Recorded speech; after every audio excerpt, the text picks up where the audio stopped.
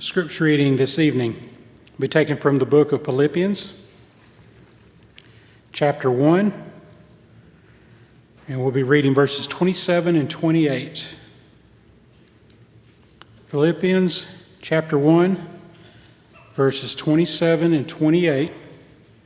I'll be reading from the New King James.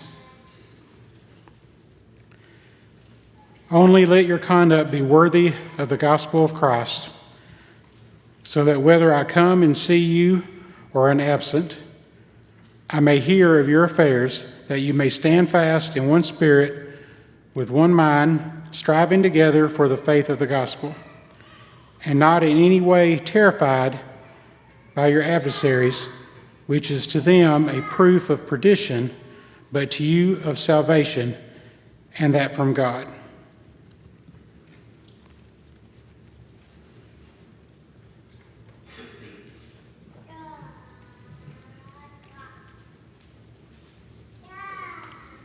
Well, the dreaded time has come for me to do the uplift service. Normally I'll start off with like a funny joke or something, to kind of make myself feel a little bit better, but unfortunately that's not today. So Shane texted me to remind me, I had the uplift service tonight, as well as I had some other civil service acts to do. And I texted him back and said, wow, I'm a pretty busy man, what seems like this week, but it's cool, because I'm excited for this.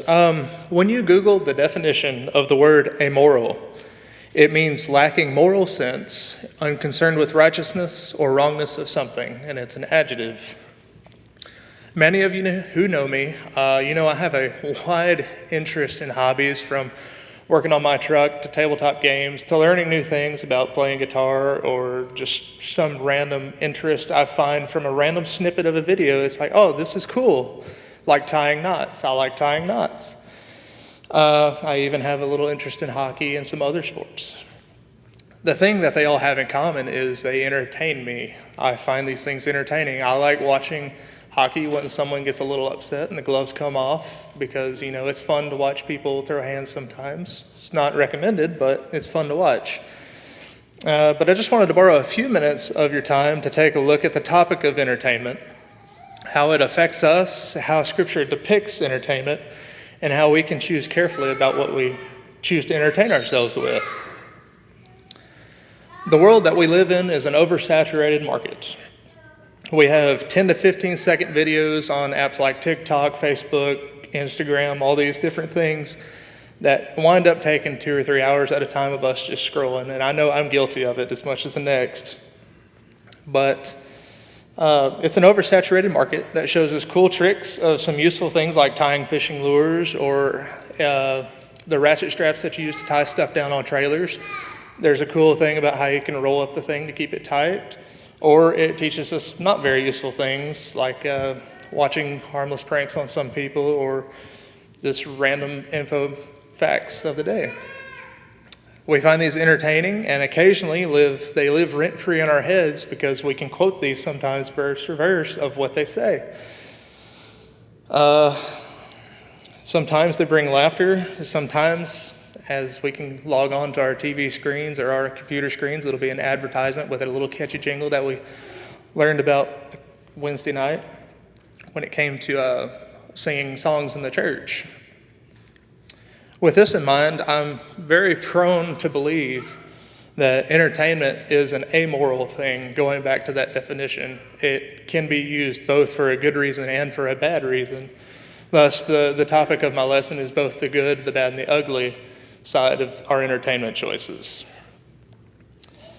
Starting in Proverbs chapter 17, verse 22, Solomon writes that a joyful heart is good medicine, but a broken word dries up the bones, and that's the Christian Standard Bible version. In Matthew chapter 2, we read of the first recorded miracle, the wedding feast, where Jesus is there. He turns the water into wine, and he's there fellowshipping with other people, his disciples, and his mother. It's an entertaining time. Many times in Paul's prison epistles, he references sports like running a marathon or a boxer beating the air as a representation of the Christian life for the Greeks, who are obsessed with what we've got going on right now, the Olympics. sports that show the strength of the mind and the body. As well as all in the Old Testament, we find different verses of Scripture that the children of Israel would hold after God provided a way of them to escape or provided food for them in the wilderness. But then we also read, too, that they celebrated in the not best of ways and celebrated in profane manners. And we also read that in Matthew, I think, 14, with one account of a very poor choice in entertainment that wound up with John the Baptist being a martyr.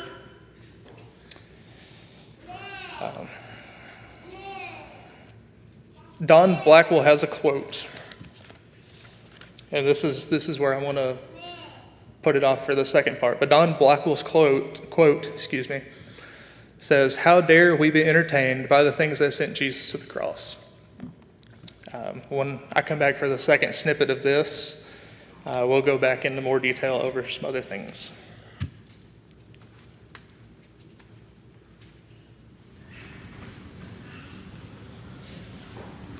How many of us have ever put bad gas in a car? You know, you're going down the road, you're like, oh, hey, I got to stop and get gas because I forgot to get it like 3 times this week. And you stop at like maybe Q Gas, Shell Station, whatever, and you start pumping the gas, and you go to crank up your car or your truck or whatever you're driving, and you're going down, you get maybe 5 minutes down the road, it starts sputtering, it starts acting really weird. You know, you get that little bit of watered down gas, it's bad gas. Well, what happens if we put it in our fuel systems in our car is, well, it idles rough, it can sputter, it not runs in the top condition that it could. You might have some misfires, you dirty up your spark plugs and injectors, and a whole other slew of problems can come from it. Much like that, our entertainment choices in our lives, or whatever we do with our car, or anything we do in life in general, what we put into it is what we get out of it. If we watch violent movies, you know, more than likely we'll respond with a violent response to some things that people do. If we listen to songs with bad words, well, guess what? Unfortunately, sometimes those bad words may slip out. It goes the same with foods, books, and an abundance of other things in this life.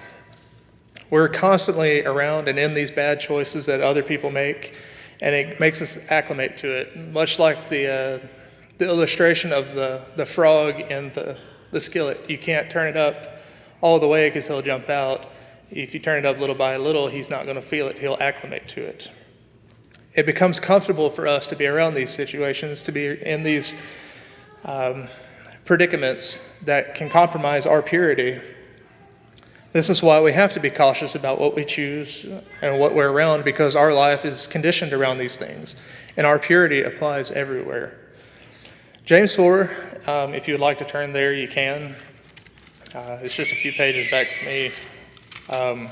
Is where I like to turn to for a lot of things that I deal with, especially when it comes to remembering a lot of the things that are going on in this world that bog me down. In verse 1, it says, "Where do wars and fights come from among you? Do they not come from your desires for pleasure that war in your members? You lust and do not have. You murder and covet and cannot obtain. You fight and war, yet you do not because you do not ask. You ask and do not receive because you ask amiss, that you may spend it on your pleasures. Adulterers and adulteresses, do you not know that friendship with the world is enmity with God? And whoever therefore wants to be a friend of the world makes himself an enemy of God." Or do you think, in verse 5, or do you think that the scripture says in vain, "The Spirit who dwells in us yearns jealously, but he gives more grace. Therefore he says, God resists the proud, but gives grace to the humble." Verse 7 starts, "Therefore submit to God, resist the devil, and he will flee from you. Draw near to God, and he will draw near to you. Cleanse your hands, ye sinners, and purify your hearts, you double-minded. Lament and mourn and weep. Let your laughter be turned to mourning, and your joy to gloom. Humble yourselves in the sight of the Lord, and he will lift you up." A lot of this, it makes me think about all the ugliness, the ugly side of the entertainment that we have in this world that we live in. It warns us all about this worldliness that comes about through all these situations, the TikTok videos, the hours you can spend on YouTube watching different how-to videos. It warns us the worldliness that it will encourage the negative and the immoral side that we see. It'll encourage the wanting the urge to fight. Like I said earlier about hockey, watching people throw the gloves off and start throwing fists at each other. It gets entertaining after a while, but it's not the appropriate response to do. It affects how we speak about earlier with the music choices, about how if it has foul language in it, it might slip out if we listen to it.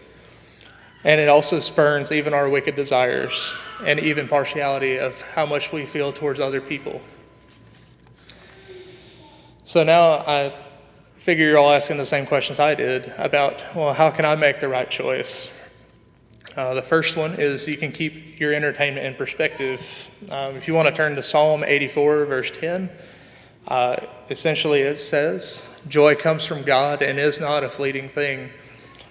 If we focus our joy on our entertainment, what we get joy from on things that come from God, it's going to be an everlasting joy. It's not going to be the 10, 15 seconds of instant dopamine you feel from watching a kid fall on their face or from somebody pulling a prank on someone. The second one is to seek levity and amusement properly and in context, which is Proverbs 17:22 and Ecclesiastes 9, verses 7 through 9. Number 3 is to not use it as a complete escape from reality. Again, back in high school, and my parents can attest to this, I was a video game addict. I would come home, I would fire up the Xbox, and I would play Halo, I would play Fallout, I would play all these different games to just get away from the high school stress. If you use it from that complete escape from reality, it becomes a waste of time. It develops your time management skills. You lose countless hours that you could have been productive for many things. Instead, you were productive in a video game for escape.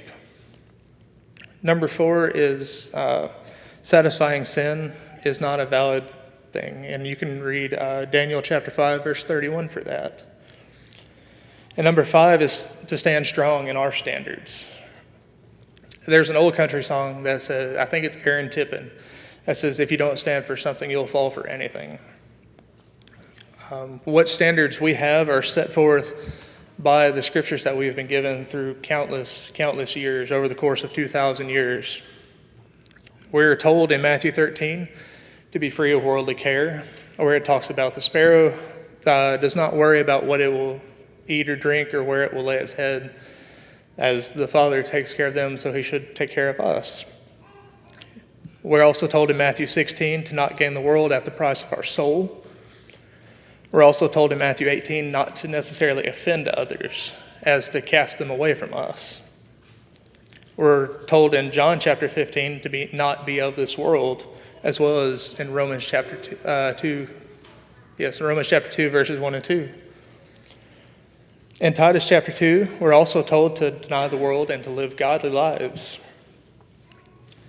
In 2 Peter chapter 1, we're told to escape the pollution and the corruption that is in our world, this worldliness that comes into our lives, that seeps into our soul from the very beginning.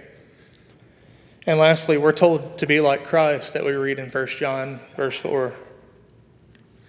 All of these things can be attained if we sit down for maybe 5 minutes a day or more and study the Word, to spend time to grow closer to God and closer with each other, and that we keep things that we've been learning from our youth, and to continue to make these decent choices so that our entertainment can be conditioned to be the good and moral and upright thing it is. I want to close with the scripture that Shane read for us in Philippians chapter 1, verse 27 and 28. It says, "Only let your conduct be worthy of the gospel of Christ, so that whether I come and see you or am absent, I may hear of your affairs, that you stand fast in one spirit, with one mind, striving together for the faith of the gospel, and not in any way terrified by your adversaries, which is to them a proof of perdition, but to you of salvation, and that from God." As long as we're making the proper entertainment choices and we're conditioning our lifestyle in the proper ways, we won't have a reason to fear for any of our adversarial things. We won't have any kind of fallacies or any kinks in our armor, so to speak. If you have any need tonight, it's always open. The invitation is always open anytime, day or night.